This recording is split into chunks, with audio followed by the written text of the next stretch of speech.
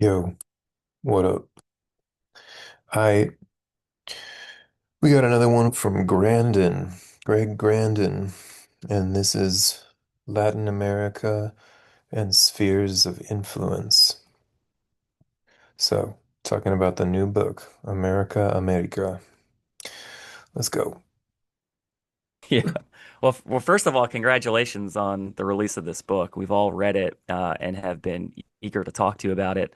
Mario, Pat, and I have spent several months actually talking about it. So, Oh, yeah, first oh. off, just thanks for being here in light of your schedule, and I know it's been we've seen you on various interviews, so it seems to have kept you busy.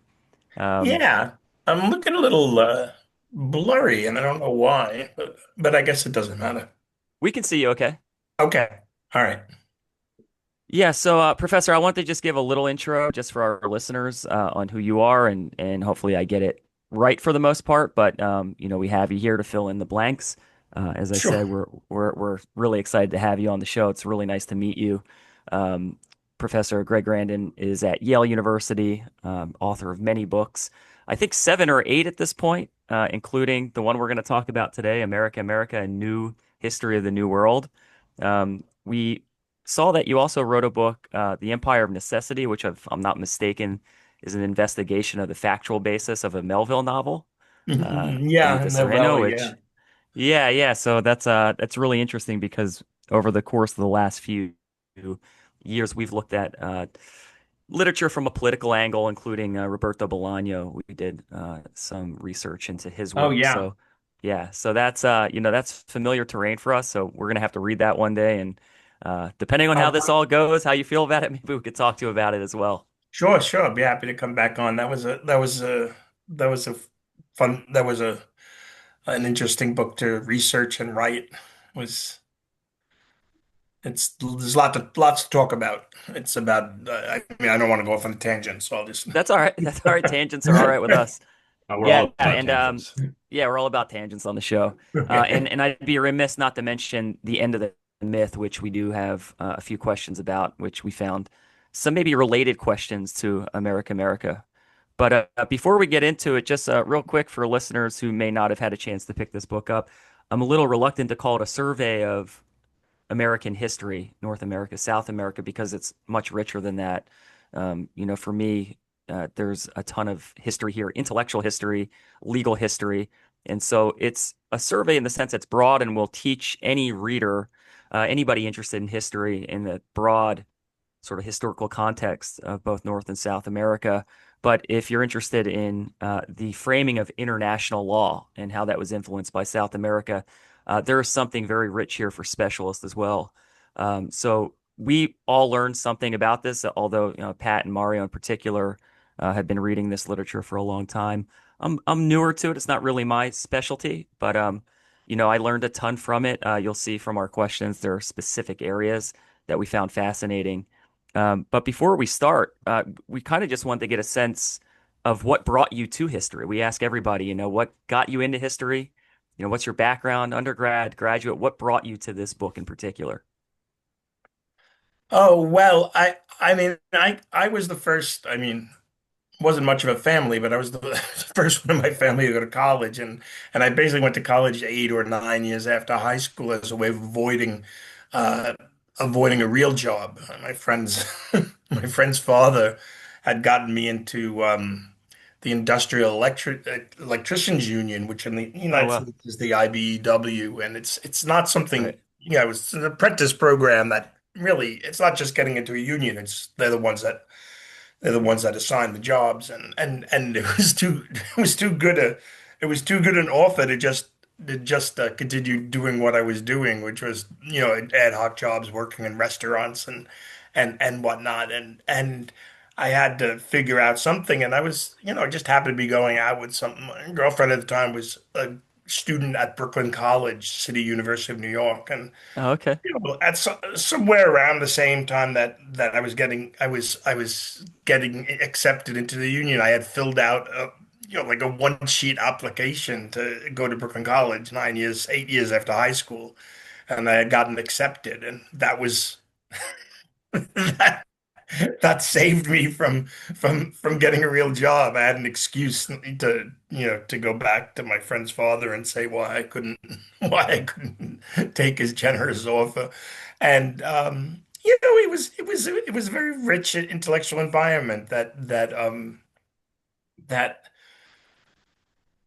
it was professors there that were hired during the wave of hirings in the 1960s. They were grappling with the Soviet Union, whether Gorbachev was going to save socialism or not. Mhm. They were also grappling with both with the post-structuralist challenge to Marxism.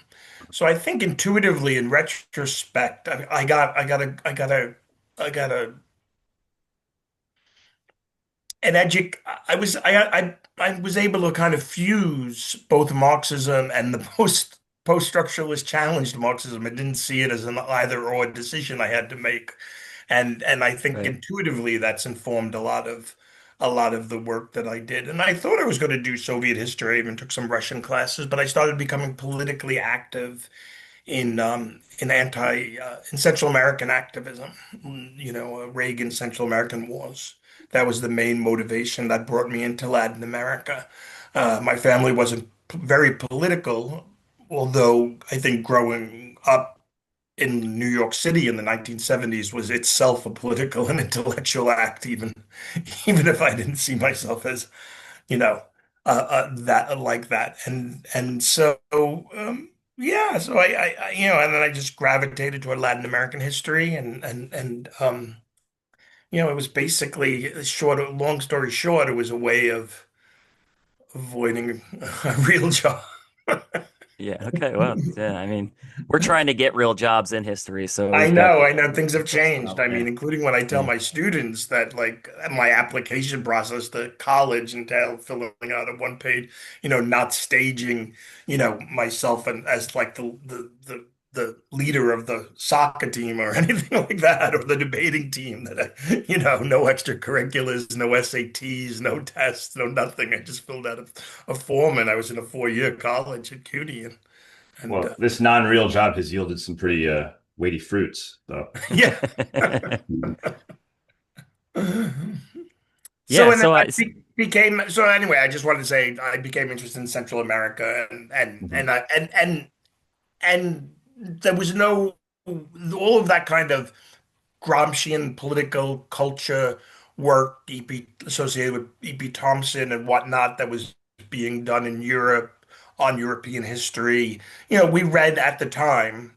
We were reading Natalie Davis, Carlo Ginzburg, E.P. Thompson, all of that stuff, and not and then the only stuff that was being written about Central America were exposés about how horrible the United States was, which of course is true and useful, but at some it dawned on me that there wasn't that there was that kind of social history wasn't being done in Central America except for maybe Jeff Gould to lead as equals. So that's kind of in the direction I headed.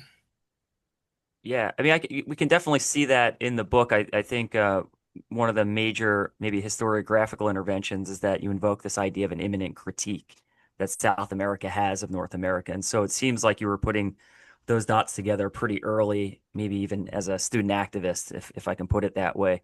Could you break down that idea of the imminent critique? What is it that you see South America Yeah. doing in that context?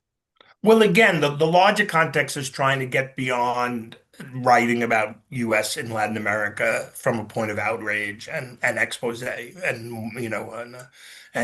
writing about a coup or exposing this or that death squad and trying to understand how the structuring of the United States and Latin America was mutual and and started thinking about it in terms of Latin America as this persistent critic of the United States from a standpoint of the same values, and then obviously I did this in different works, Empire's Workshop, and some of the more monographical books that I did early on. But uh, increasingly pushing it back and thinking about Catholicism and Protestantism, different forms of republicanism, different form understandings of democracy, different understandings ultimately of America, and how that constant critique shapes the United States. And then going deeper, thinking about how Latin America serves as a kind of ground or restraint or ballast to the United States, that sharpens the United States' power, that makes that forces the United States to use its power more efficiently. I made these arguments in the past. I made it in Empire's Workshop. I just wanted to go a little deeper into it. And reason I felt like in this book I had to go back to the critique, the conquest, and the internal critique of the conquest within Catholicism as the starting point, because then that becomes the critique that Latin American Republicans then transpose to the United States. And so that becomes the kind of I don't even know if I exactly say it specifically like that. I think I've come to say it like that in interviews, that basically, Latin American Republicans not they're the inheritors of the critique that a lot of the uh, early dissenters within Catholicism, de las Casas, Vittoria, who were Montesinos, and the whole range of thinkers that questioned dominion and conquest and violence and slavery, and saw the conquest as a problem to be addressed, if not atoned for, as opposed to the United States, where settlement was not something that needed to be dealt with Yeah, as a problem. You know, Woodrow Wilson said the United States Revolution wasn't even a revolution. It just methodized a set of ideas that were there at Plymouth. You know, yeah, um, yeah. so I went back. So this book gave me a chance, and the kind of the recessional of COVID gave me time to think more deeply about about go ideas that I've been thinking about, how the role of Latin America as this place that does a number of things. One, it's a kind of magpie. It's kind of this imminent critique that challenges the United States on its own terms. What is America? What is republicanism? What is democracy? What is justice, what is citizenship.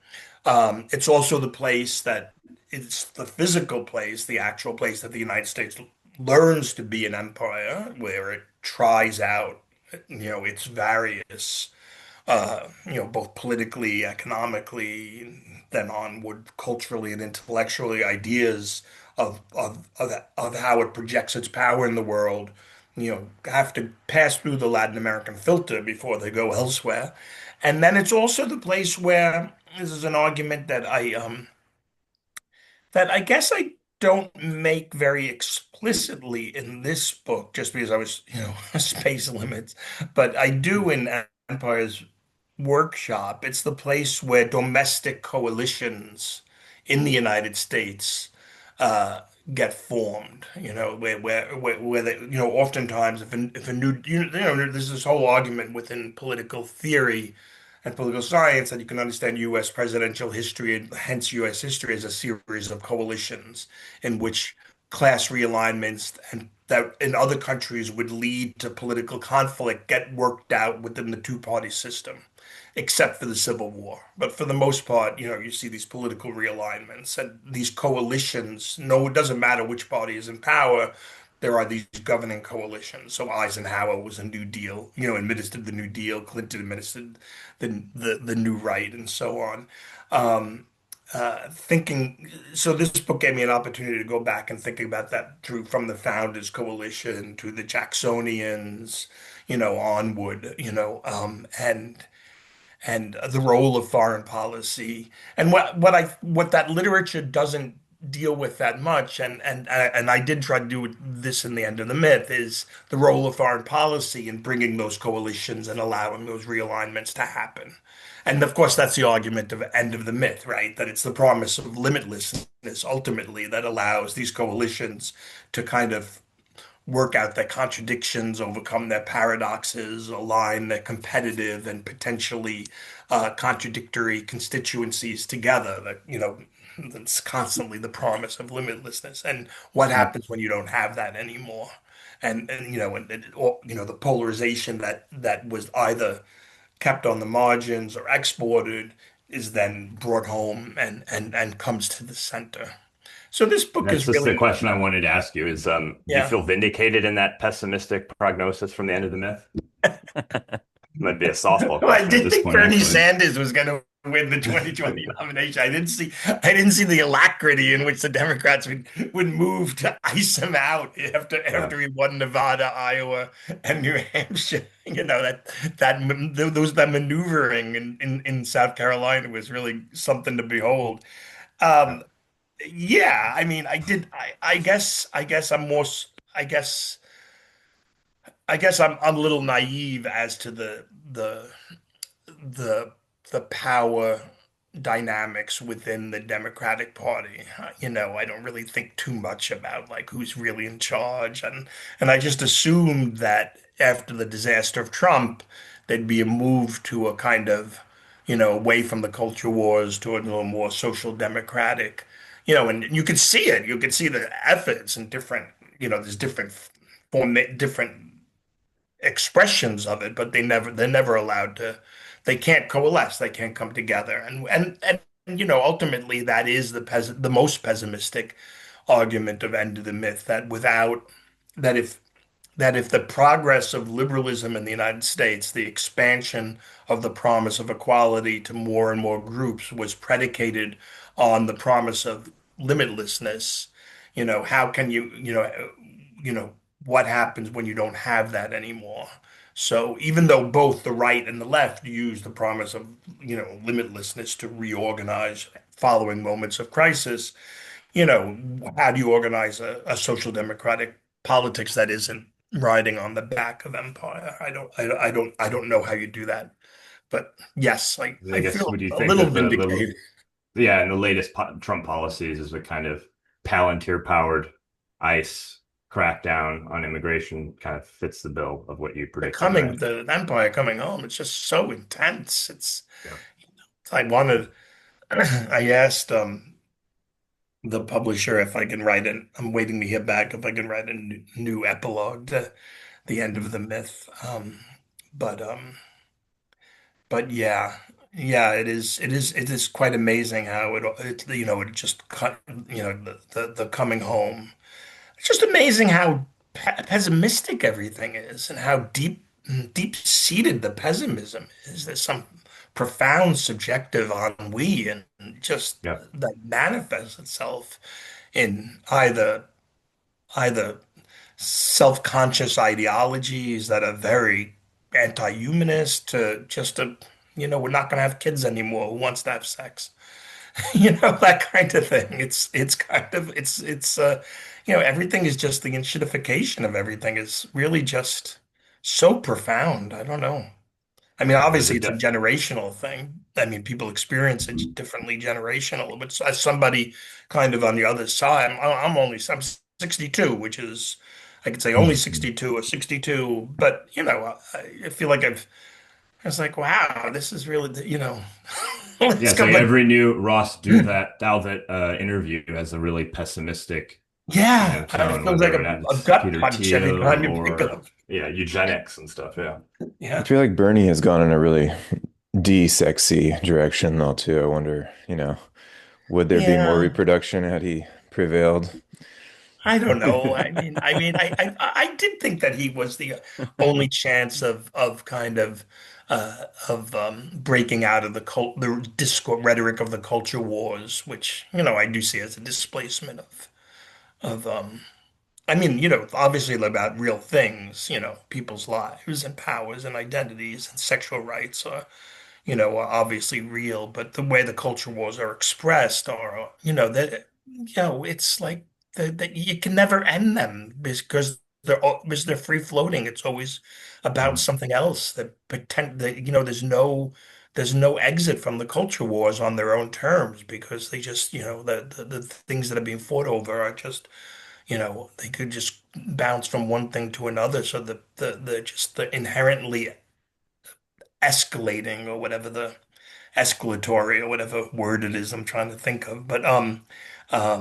whereas, you know, I just thought I did think that Bernie had the potential of reframing the debate, a bit, and away from that, you know. We're pretty remorselessly critical of Bernie around here. We use the term sheepdog a lot. Yeah, I mean, we I worked know, for but him too. I mean, yeah, I mean, I think we I all know, had I those know, hopes. I know. This goes back to my not being particularly critical of the Democrat, not thinking, thinking about other things than thinking too much about the Democratic Party, and just taking the Democratic Party as a cipher for like that stands in for you know, the liberal. And I know I probably, I should probably think more deeply about that, and I do on, on Well, I certain think you days. do. I mean, I think the pessimism point is well taken. I mean, you have a group of pessimists on the call here. We try to be, base that in a sort of realism in the Pessimism of the international intellect. order of what's going on, right? And talk about Gramsci, right? The pessimism of the intellect, that kind of idea. If you're looking at, the situation, the interstate order right now, I think you even allude to it as being in terminal crisis. So there's something material that does give rise to this pessimism. If you're not seeing that, then I mean, you're a Oh little no, I'm blind, and definitely it's seeing it. I right. know it's definitely in the work. It's definitely in the work. There's no like I could how do you bring to a conclusion a book like this? Especially if you're arguing that the mechanism by which domestic coalitions in the United States organize themselves into enduring kind of governing movements is broken, and its relationship with Latin, and it's fundamentally its relationship with Latin America. And where do you go from there, right? Then you're just back to like scattershot, and you see it. You see Right. the return to realpolitik, balance, and all the criticisms of Latin America, that realpolitik. I don't. You never know what the real. I understand that I understand when Lula critiques, you know, Ukraine, like, I am 100% sympathetic with it. I also see that there's not really, I don't know what the solution is past that. I feel like your anti-imperialism can only be as coherent as the empire you're contesting. If the empire you're contesting is completely in crisis, then your anti-imperialism is going to be in crisis. I don't know. I get profoundly pessimistic, I think, Well, this unlike is both probably the of thing that we were discussing most intensely when we got to the end of the book is what is because we're looking at it as, and when we read anything, we're looking for solutions, maybe political guidance and ideas to help maybe Yeah. reforge a political entity of some kind. And I think there's a hemispheric idea of America here that is suggesting a way to move past the order that we're in. And maybe you could clarify where you think that's going. And I'll just make an observation, like the three of us, Mario and I in particular, because we spent a lot of time in Chicago. We were, I think Pinochet might have died when we were students. And so there Oh, was a lot of discussion in that period about the United Front, how to support Allende in 71, I believe it was, the first September 11th, right? The assassination attempt, and then, the ending of his life. But we look to South America and in places like Chile as maybe a road forward that could provide lessons for the American, intellectual left and And and and we and were in party college at the sort politically. of rising of the pink tide too, yeah. right? Which Yeah. is Right, now exactly. sort of And crested. yeah, and I think there's exactly, and there's so some of that has crested now, and not everywhere in South America looks like a guiding light. There are some areas that are, pretty bleak and depressing, to put it bluntly. So Yeah, even maybe since the maybe you books could went public. clarify for us how you think South America can be seen as a way out of the order we're in today, and maybe offering a new pole, right? Maybe offering a pole in this emerging multipolarity that we're seeing. Yeah. Well, I do think you're right to point out the waning first pink post-Cold War pink tide. And, I wrote a post-publication essay about this. And that generation of leaders, Lula, Chavez, Morales, Correa, Bachelet, Mujica, they they really spoke with a rhetorical. They really they had rhetorical hegemony and electoral hegemony. They really dominated the terrain. Part of that had to do with the catastrophe of the Bush administration and the war, but a lot of it had to do with the straitjacket of conservatives in Latin America. They hadn't figured out a way to respond to this new generation, this new kind of post-Cold War electoral left. Then it turns out that if you let voters vote their preference, they kind of vote for the center left or the left if they're left alone, not always, but And so they dominated the political terrain. They had a very clear vision. That good cop, bad cop of Lula and Chavez worked really well in keeping the United States off its footing. But then of course the Obama years saw a complete undermining of a lot of that. Some of it was Mhm. self-inflicted, what we saw in Bolivia, and some of it was structural, the collapse of oil prices and in Venezuela. Um, but I make the argument about what matters is the persistence of the left. And I guess I should have been clearer. I'm not really I am talking about political coalitions that win elections, but also in general, the social movements in Latin America, continue to hold on to a rather capacious definition of citizenship that entails some form of economic democracy. They tend not to drift towards the worst of a kind of critique of globalization. You don't get a lot of kind of conspiracism. There's some anti-Semitism, but it's mostly on the margins. You tend to get social movements that hold on to a very a defendable humanism, and often and many times they're expressed in electoral victories, and sometimes electoral victories that sweep the whole continent. We seem to be at a different moment where the right has learned, has adopted a lot of the cultural wars politics of the United States. Running against wokeismo, against grooming, against, for guns, the whole palette of things. We saw that in Ecuador. What's interesting about the Bolivian election, it didn't work in Bolivia. The left fell apart, but then they voted for, a kind of Christian democratic centrist on Sunday. I mean, I don't know what ultimately is going to happen, but they didn't elect, a Bukele type figure or the guy who just won in Ecuador. Um, I mean, I think there's a lot to learn about. But what I would say is that we can all the critiques of Chavez and Maduro, which are all legitimate and justified. In many ways, Chavez's vision is coming into place. The rise of a kind of, Trump is forcing the alliance, but these new ways of carrying out of trying to weaken the economic dominance, the financial dominance that emerged out of 2007 and 2008. The United States banking system emerged out of that crisis stronger than ever, in terms of being able to control financial flows and financial transactions Mhm. through the SWIFT system and the dominance of U.S. banks compared to European banks.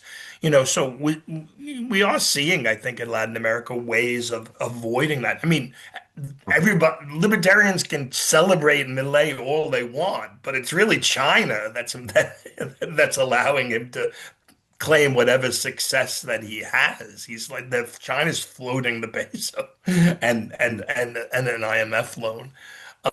So I mean it's difficult. There's plenty of reasons to be depressed about Latin America, the ongoing violence, the war, the drug wars, the corruption that seems to have kind of insinuated itself into every aspect of political culture and institutions, you know, is and but then I keep coming back to the question is then why isn't every country electing Bukele? If I was living, I'd want to live in a safe country. I would want to live in a country that, you can walk down the street in. I would want to live in a country. So why isn't everybody electing, going the El Salvador route or the and who knows, maybe they will, but if the Cold War didn't extinguish the kind of social democratic impulse in Latin America, then I think it still works as an inspiration and something to learn from.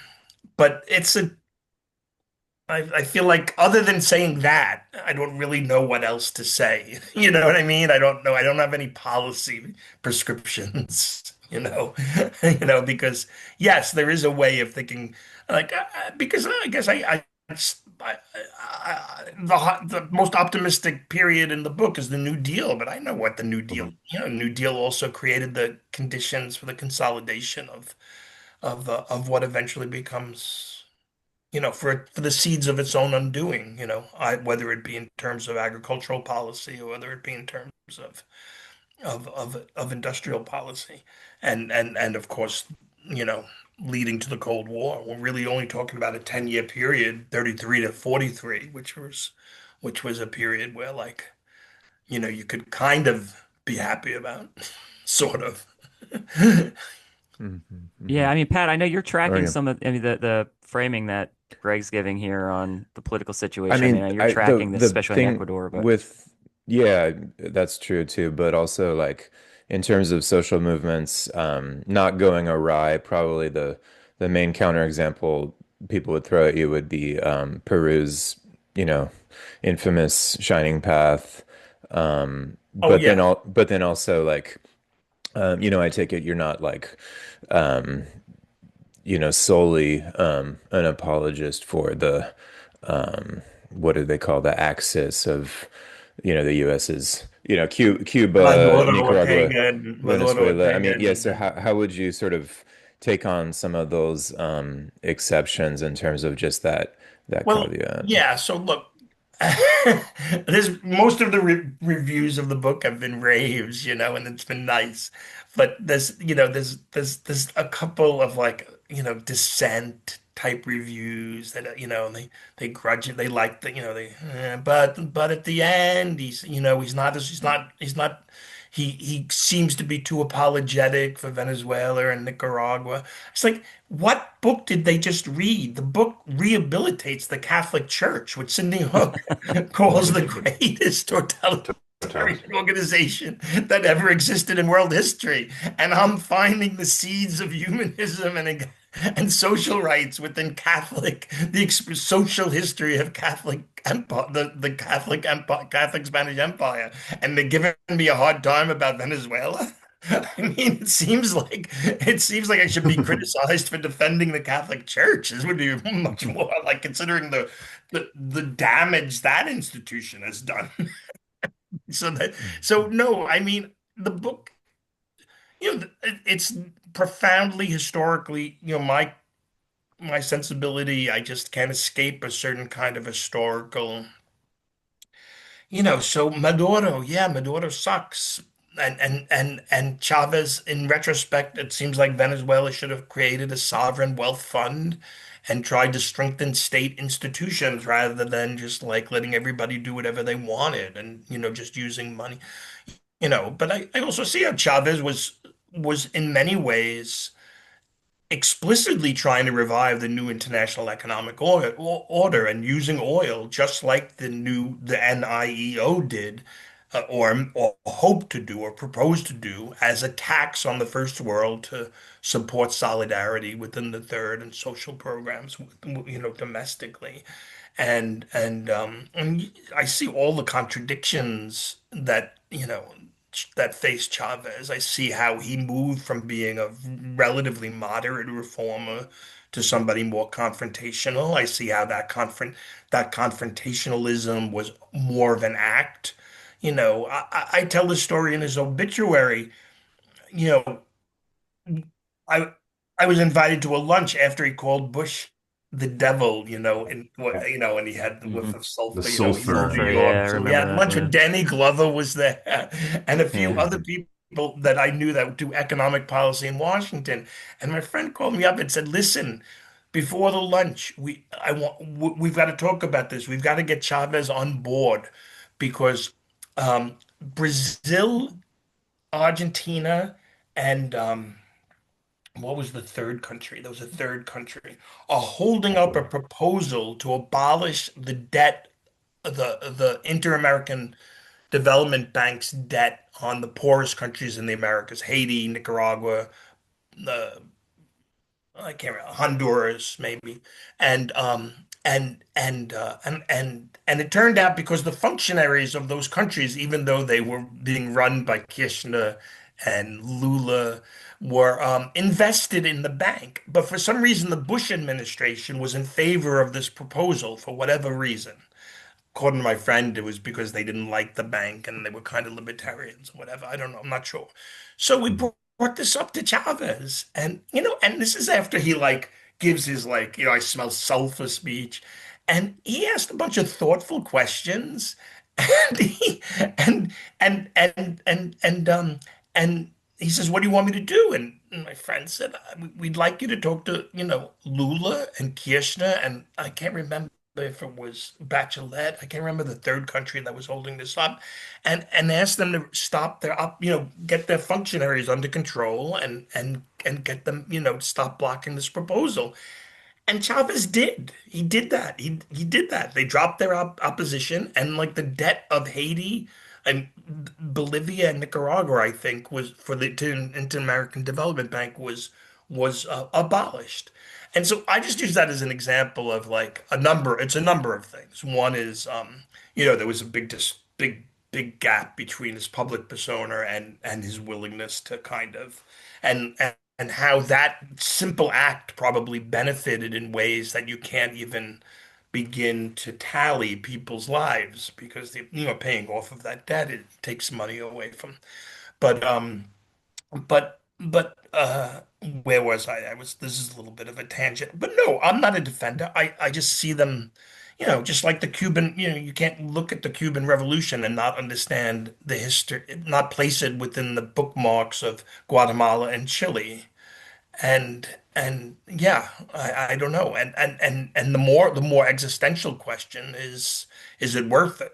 Is that Mm. sovereignty and social rights regime that Cuba has defended, at the great cost of personal individual rights, is it worth it? Maybe it's not. Um, I always said that again, Allende faced that kind of existential choice when right before he killed himself. All his life, he was convinced that socialism, economic socialism, and political democracy were mutually dependent, that one reinforced the other. And he experienced that in the sense that he worked to, the more that you created expanded literacy in Chile, the more people had the vote, the more they voted for the for the left, and so on. And in those last moments, he realized that then that economic social that socialism and democracy are not mutually dependent. They actually are exclusive, not because of anything fundamental in a kind of, you know, the way classical, anti-socialist liberals would say that any attempt to bring about a society based on values transcendent of individual interests, leads straight to the gulag. But they're not mutually dependent. They're actually mutually exclusive because people who hold power will subvert democracy rather than give up, their power. So in that last moment, Chile Allende realized he was wrong. That the relationship with democracy and socialism is not mutually dependent. It is actually exclusive, and but not because of any intellectual or ideational relationship, but because of the reality of social power. Yeah. Um, I mean, you don't need to justify defending those countries here. I mean, if anything, as we're kind of seeing this Cold War 2.0, we're listening to John Mearsheimer and a lot of realists and kind of just thinking about like Oh no, you all froze. oh really? I'm still moving. Yeah, Oh we can sorry. still hear you, Greg. If we're We can still hear there, you. then We'll come okay. back soon, probably. Yeah. Shoot, I wonder if Yeah, you that's froze. my fault. on the No, No, computer. no, I no. think it'll probably just it'll come back. He'll come back. Yeah, we can. We'll just start that over, Pat, when he's able to get back on. Okay. Okay. Cool. Yeah, I was gonna go into one of my questions about the Monroe Doctrine, if that's okay. Uh, Absolutely. um, Yeah. yeah, yeah, yeah, and then I'll ask mine after that. Yeah, Or cool. We have you yeah. back now, Okay, Greg. Can that. you hear us? Yeah, I would. Patrick was just saying I didn't have to defend those countries. That's the Yeah, last go thing ahead. I heard. I didn't have to You didn't Okay. defend. have to Yeah. justify defending. We, Now, we now, defend them Yeah. too. Yeah. that we're Right. That's yeah, right. Well, now that we're in Cold War 2.0, Oh yeah. Yeah. I last thing mean, yeah, just like we're listening to like, Mearsheimer and so many, realist thinkers of all sorts of you might say compromises, but also just kind of like, what would like a strategic posture be in this moment? And that was one of the other kind of angles that we were looking at your book through. And to be totally honest, I recently finished a dissertation called "The Truncated History of Latin America." Sorry, "The Truncated Independence of Latin America," and there's a lot of shared ground. I really admired in your work. First of all, the reception studies on Las Casas I found really fascinating, and then the kind of genealogy of the Monroe Doctrine moving from these anti-colonial origins as it sort of mutates into the notorious hegemony that it's best known for today. yeah, But that did kind of like bring us somehow right into the present with this concept of the Grossraum, or like what do they say, the spheres of influence, which you see this idea on so many parts of the spectrum right now, that with Taiwan and Ukraine, that each of the major powers would sort of have their backyard. And you made the really interesting point about World War II, that we were already in a kind of Asia for Asians in that part of the world, and that Latin America was a sort of backyard for resources at that key moment, that I think it was Malaysia and the Philippines specifically, Japan was able to cut off. So, could we kind of look forward? Is there something like that developing again? But then also, what is the alternative in your view? What's the role for Latin America in the best case scenario? And that we kind of got into it a little bit with Chavez's petronationalism. I mean, do you think that they need to kind of wield that in a sovereignty demand in order to get a voice at the yeah. table? Well, I don't think that I don't. I think that Chavez was probably the last time that oil could be imagined as a progressive mechanism of change, of financing. So, progressive change. I think obviously, I think in some ways beyond that. I don't think Latin America. One of the another kind of ongoing arguments that I have that predate this book is that every time there's a crisis, United States turns back to Latin America to regroup. Every time it tries to go global, and overreaches, it comes back to Latin America. And the New Deal did that, and then Reagan does that. And, I don't know if they could do it now. I think that I don't think it can constitute. I don't think. I think the idea is out there that the world is going to be organized into these spheres of influence with greater or lesser malice and competition between China. Some people want this vision of a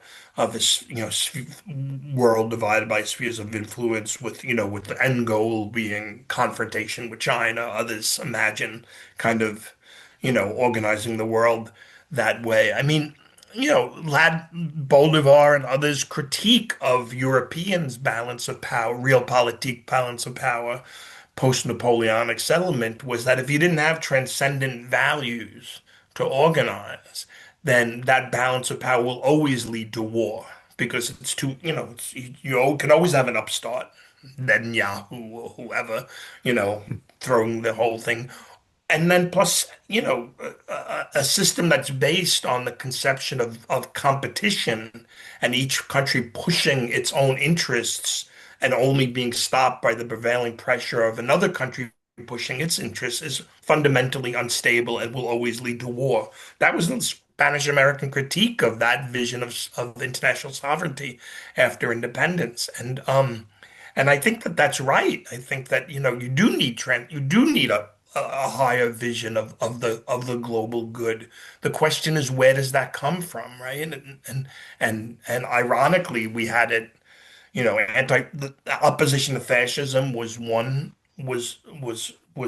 moment when we had it. Opposition to the Soviet Union gave the West another vision of that. But now, when it's just it's just that real politique. It seems like it's inevitable we're sleepwalking into some kind of confrontation. We can't even imagine what it is. I just don't think Latin America, the United States, has the capacity to re-rope Latin America into its hinterlands, in a reorganized balance of power world. I think that that ship has sailed in some ways. Who knows? I might be wrong. China, but the amount of investment in China, the way China is just hold is interpenetrated, you know, um, Argentina, even Argentina, like run by, everybody's favorite libertarian is only made possible because of China. I don't know. And then there's Mexico. Seems to be. I mean, Mexico is the only country governed by the left that seems to have real rhetorical hegemony, that really has like a electoral and rhetorical hegemony. It seems like every other leftist in Latin America is hanging on by a thread, you know.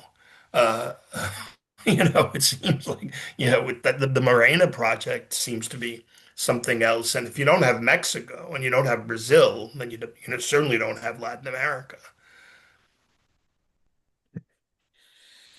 Yeah, thanks for that, Greg. I think, it's great that the discussion so far has been on the politics of Latin America. And we didn't expect to talk so much about politics. That's what we do, though. So it's totally normal that Yeah, it's we've got fun. the Yeah. front of the book and the back of the book covered. But getting somewhere in the middle there, I mean, there's some research that I know Mario has been thinking about on a couple of books that we thought we'd ask you about. Just maybe a historiographical question. I know Mario's been getting into Frank Tannenbaum and Herbert S. Klein on differences in the racial structure between Latin America and the U.S. And I realize I'm starting to ask the question myself, and I shouldn't do that. It's Yeah, I was Mario. gonna say. So why don't you get into it, Mario? I know you had a Well, specific one there. thanks. Yeah. You brought up your vindication of the Catholic Church.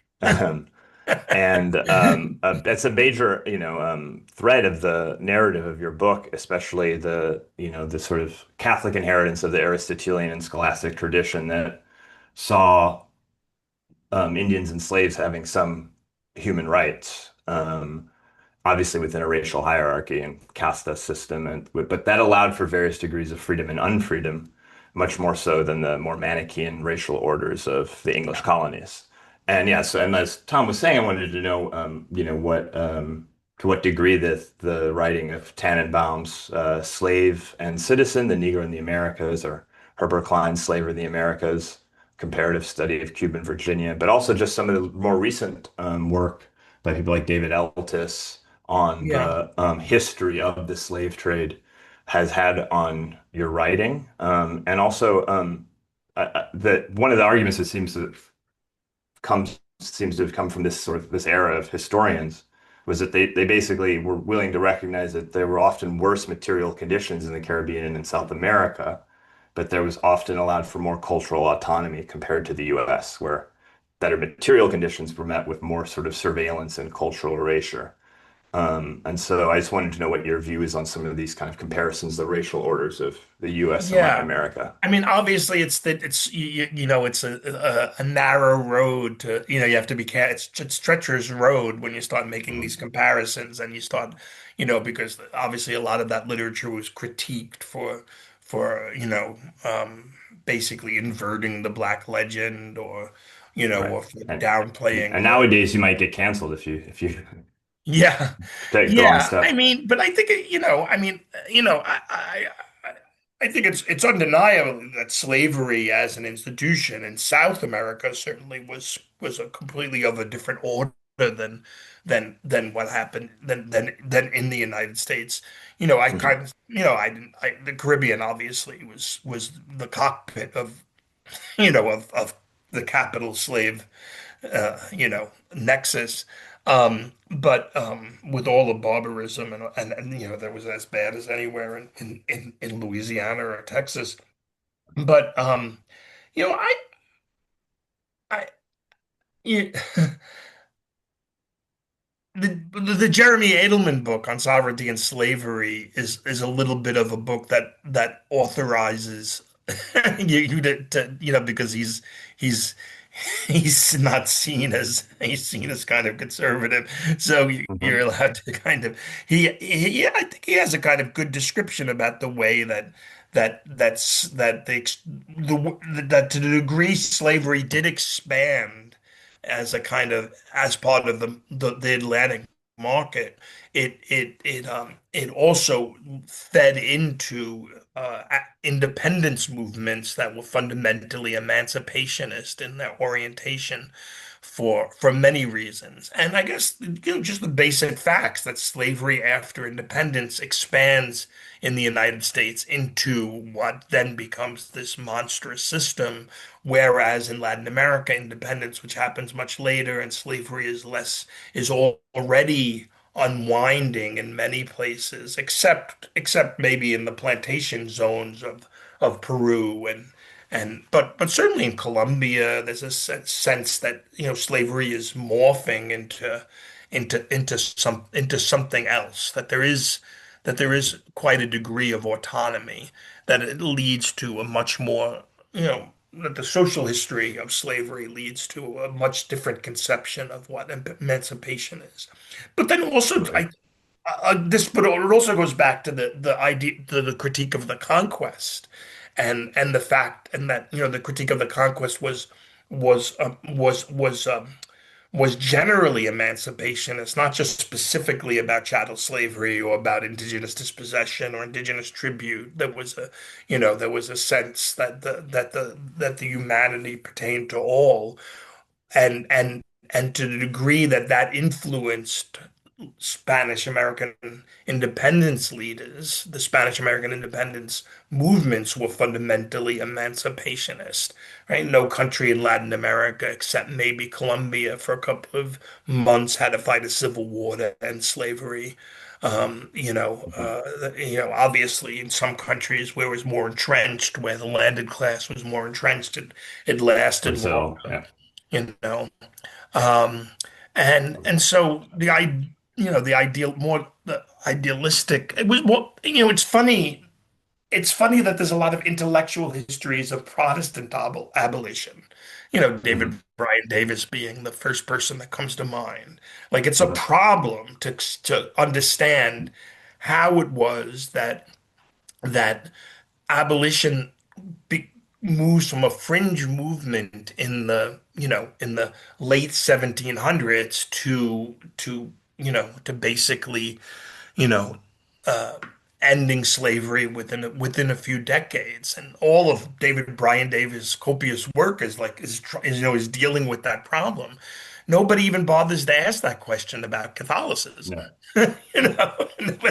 you know, there's no intellectual histories of abolition. Is there? I mean, maybe there is. I haven't found them really. Not certainly not to the extent that there is about intellectual history of the emergence of abolition within Protestant countries.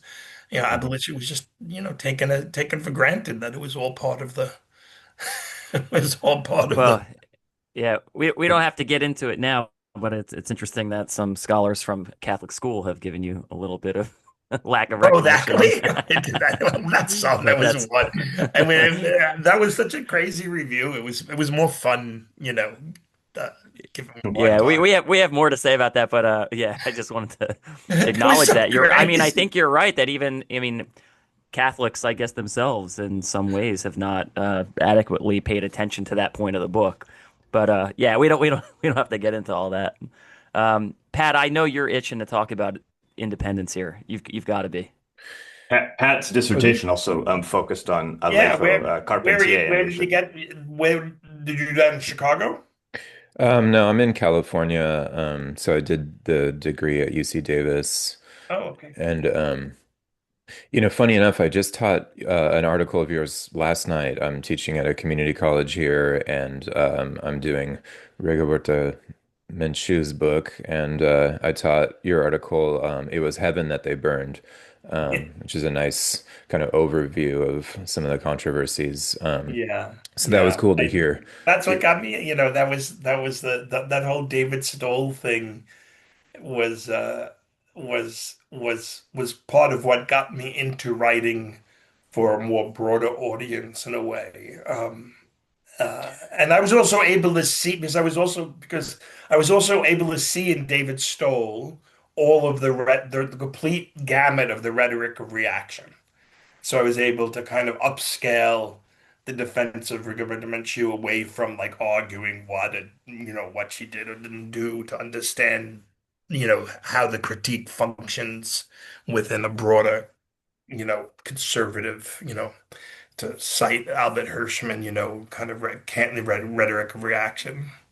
So yeah, yeah, the culture wars. Clearly you've been involved in that for some time. But let me just sort of, I mean, he just sort of referenced the Times literary supplement published Felipe Fernandez Armesto, wrote this kind of attack on your book, and I was thinking a little bit about the culture wars in that context, and coming back to politics a little bit. I mean, I'm just gonna kind of throw everything I'm thinking at you, and you can pick or choose, because there's just so many questions that I'd love to ask. But uh, I think the tail end is like what I was saying earlier about Venezuela. I think the other side of that is how weak the social democratic or centrist left in a country like Chile has been, and my comrades in South America, there's just they would only stress continuity really between Pinochet and what was sort of left over for the Concertación, and you could argue we're still not out of that the social movement's there. Boric, if anything, was a social movement candidate, and yet yeah, he's kind of creating some ground for the right. And I wonder if like a materialist approach actually does have to get beyond the culture war and sort of like look at the material basis for some of the populism. You mentioned the kind of crackdown on crime. Feeling some of that. So, in some ways, where I'm going with this is like, when we go back to independence, you mentioned, the fire for independence comes from below, but then what follows is mainly kind of, Bolivar's personal strivings, and there's an ambiguous participation of the masses, especially in comparison to a country like Haiti, yeah. which I some mean, some part of scholars. that is narrative choices, just trying to use Bolivar's a window. You know what I mean? You try and tell a story. It's just easier to. But yes, I agree that the mass participation is not. Yeah, and then your account is very helpful of how England is kind of you know, on the sidelines, pushing this forward under the banner of kind of humanitarian and progressive politics. And I thought that folded into an interesting way with, the US's inheritance of a kind of a recent guest called the woke imperium, kind of full humanitarian intervention. And so, yeah, I'm kind of returning to then like What's the critique of the Latin American left? And, what contradictions do we get into when we just speak about all Latin Americans? And again, in the multipolar world, like what do you think the contradictions the left has to sort of square off with in its own backyard? Yeah. I mean, I guess ultimately I am a crude materialist, because I do think that the ability to create enduring coalitions, governing coalitions that can last and that can create a stable expansion of economic rights is profoundly limited by the structural position of the countries. I mean, these are still mostly it's hard to overcome the past. It's hard to transcend the past, and that's one of the bases of my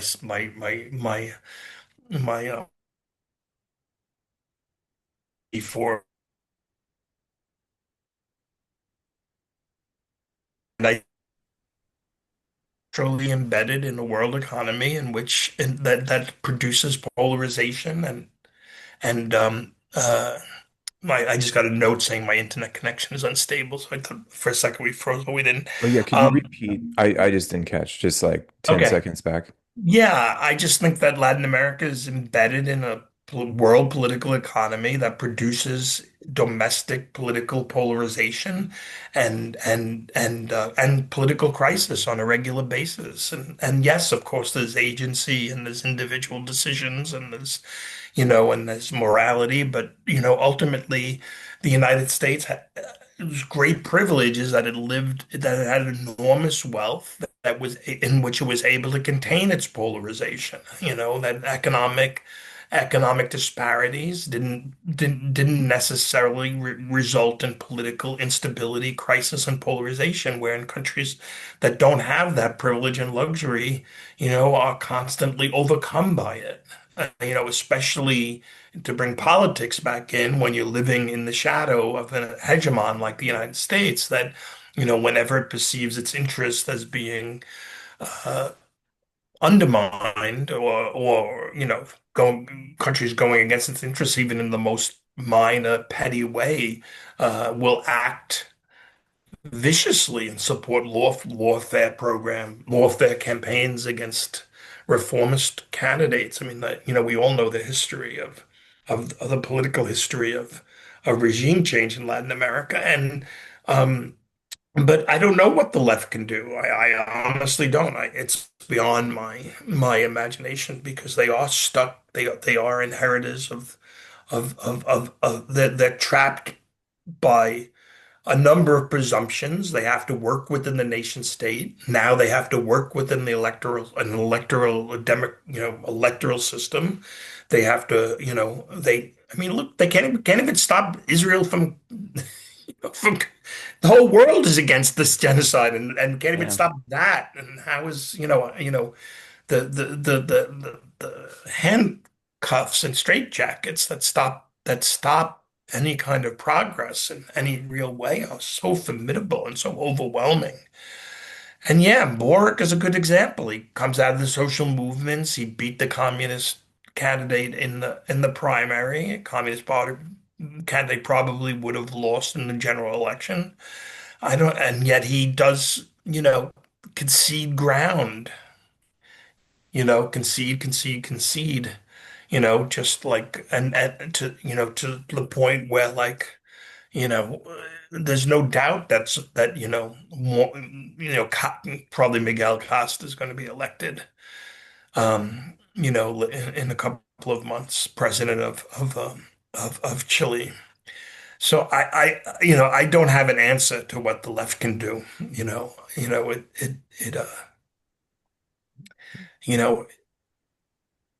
I mean, do you go back to some kind of complete rejection of the whole establishment, and push forward polarization and again, to that degree, we know what happened last time, the death squad states and mass murder. I don't know. Yeah, I mean, we're in the same boat and looking for answers and not finding obvious ones out there. That's why we keep reading. And I think we definitely got a lot of good framings on this, just looking elsewhere, right? Look outside your domestic context to try to get some inspiration maybe in the broader historical view. But I would just ask you, I mean, what's next, right, for you as you've written this? You're now talking about it. Is there something else, you're looking at, your research? Where is it going to continue from here? And related to that, are there themes maybe you'd like to talk about that we haven't gotten to yet from the book that related to that Oh, question? well, I mean, we covered a lot of good ground. It Yeah, was a we nice did. Yeah. conversation. It wasn't the typical book conversation. It was nice to talk about the politics of it all. Yeah. I Thanks. mean, sure, the book covers a lot of interesting. I mean, not saying this in a conceited way, but there's a lot of interesting stuff in the book in terms of different moments. But I think we covered. I think we got to the nut of really what I was trying to do in ways that other interviews didn't. So it was very nice talking. Are you guys part of a reading group, or are you part of a Yeah. Yeah, Yeah. wait, You could put it longtime that way. friends. Yeah, what's Yeah. We've longtime friends, one times comrades. friend? But you're not like I met. You mentioned a couple of you from Chicago. Mhm. Yeah, we So you Mario and like I you met like as political activists in Chicago. We were so you're undergraduates not like together, and Postonians or anything. No, no, we're not Postonians. We were Okay, always all right. against the Postonians on All right, all political right, all grounds right. around the Iraq War and stuff. Yeah, yeah, Okay. When exactly. I That's heard funny. yeah, yeah. Postonian. That's funny. I didn't expect that one. Okay, hey, if you want to join that reading club, though, we did about 15 years ago on time. What is it? Labor and Time, social Oh, labor, and okay. domination. social domination. We read that. Yeah, yeah, Yeah, yeah, and why That was and pretty why intense. I mean talk about like no exit. I mean I at least like I don't know, that any concrete politics is really just anti-Semitism. yeah, yeah, exactly. Right on. You know, That was our impression as well. you know. Um, I Yeah. just want to say one thing is because we're all into film too. And while I was reading the book, I watched a few films about Latin American history. I wanted to know if you think this is the perfect combination with your book. The Mission with De Niro. I watched Salvador with James Woods, the Oliver Stone movie. State of Siege, Costa Gavras. Yeah, Nice. And more recently, The Wasp Network about Oh, the Cuban Five. about the that's a what? great film. The Cuban Five or the Miami Five. Oh There was yeah. a Netflix movie that came out about, I think, 5 years ago or something, maybe a little longer. I would say even the rain. Oh yeah, Yeah. También la lluvia. Yeah, I saw that. I Yeah, saw that. because Hmm. because it's my historical sensibility that kind Yeah, of yeah, circling history within history. They arrive, they go to Bolivia to film a movie about Columbus because labor is exactly. cheaper, and and it's such a great you know uh, history circles of the unevenness of history, and I don't know any movie that did that as well as that movie. Um, yeah. Yeah.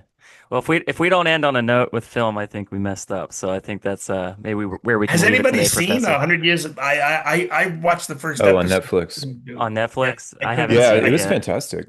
it was Um, fantastic. I yeah, should go. but I should go forward.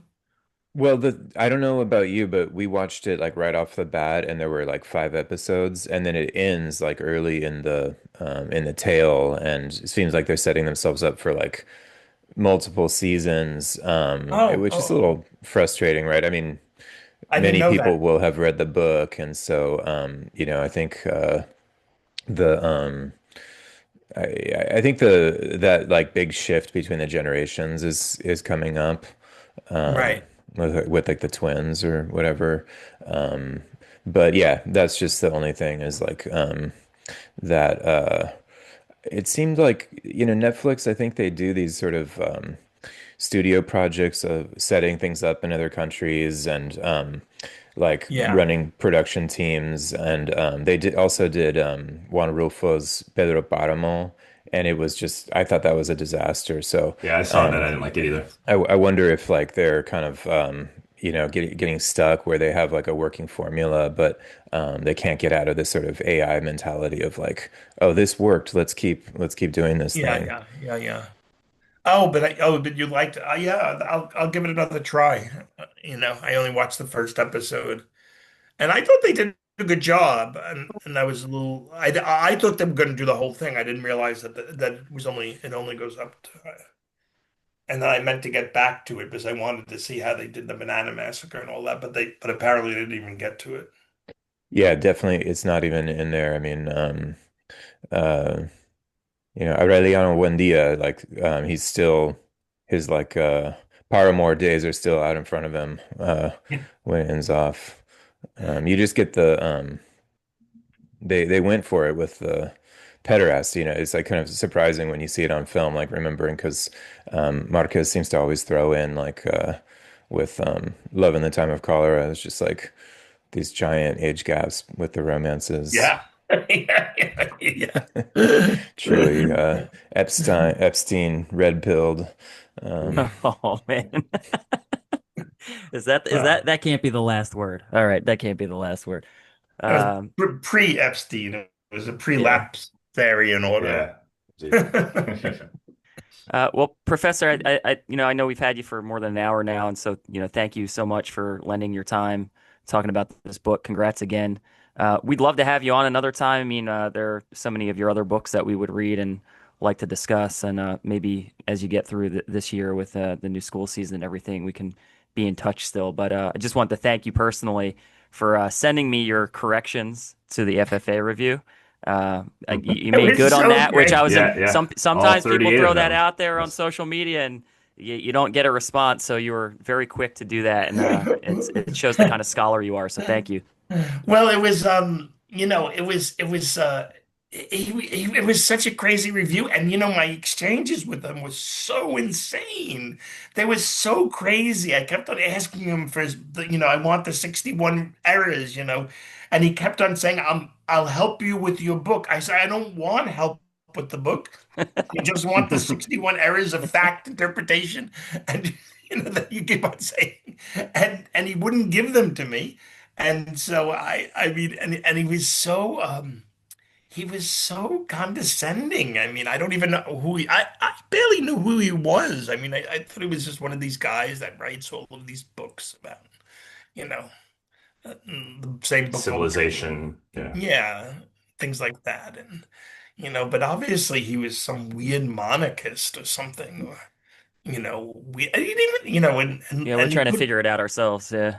yeah, yeah. But yeah, I mean, well, the silver lining is that it made us get into your book. So Yeah. yeah, at least there's that. And again, thank you for taking the time with us. We'll send you. Thanks very We'll make much. sure you get a link to this. And Thanks. Yeah, and I'll yeah, pass it yeah, out. and just Yeah. great conversation. great, great. Okay. Thanks so Yeah. much, everybody.